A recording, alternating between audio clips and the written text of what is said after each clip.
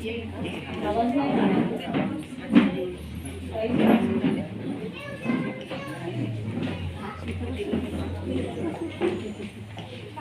गाई, मारू नको.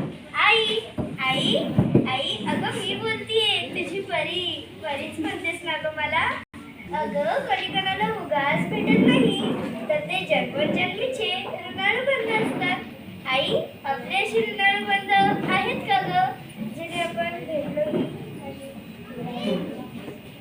असो. आई, कालच तुझं आणि बाबांचं बोलणं सोडून पोटातच ऐकलं. विशेषतः आजी आजोबांची इच्छा नाही ना गं माझा जन्म व्हावा म्हणून. सांग ना गं आई, सांग ना. बाबा, ओ बाबा, तुम्हाला आवडते ना लेक माझी लाडकी पाहिला. बाबांची लेक तर लाडकीच असते ना.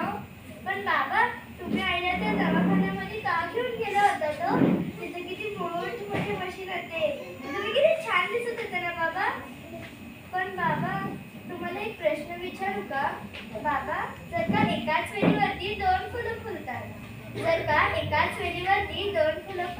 तर तुम्ही एका फुलाला आपलंसं करता, पण दुसऱ्या फुलाला आधीच तोडून फेकून का देता बाबा? सांगा ना बाबा, सांगा ना. ए आजी, नको देत जाऊस असं कडू औषध. किती कडू होतं का आजी ते औषध. मला त्रासच होता, मला गुदमरल्यासारखं होत होतं का आजी.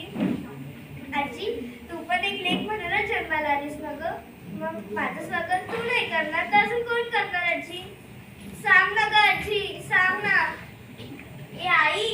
ए आई, नको देत जाऊस कसं कडू औषध. किती कडू होतं गाई ते औषध.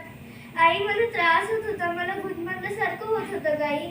आई, मला मान्य आहे तुझी त्रास, तुझी घुसमट.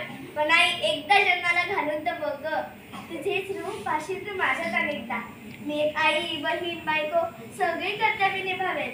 काय म्हणतीस? खर्च तर मी मुळीच करणार नाही. मी माझ्या ताईचे जुने कपडे घालेन, तिची जुनी खेळणी खेळेन आणि शिकून खूप मोठी होईल. आणि माझ्या हुंड्याची तयारी मी स्वतःच करेन. बाबांना जरा सुद्धा त्रास होऊन देणार नाही. पण नाही, तुझे तुम्हाला काढून टाकायला दवाखान्यात नेणार आहेस. याचं मी दुःख मानून कशावर भरका होईना मी तुझ्यासमोर. याचं मी आनंद मानू. सांग ना बाई, सांग ना. मुलगी झाली म्हणून आम्हाला हिणावू नका.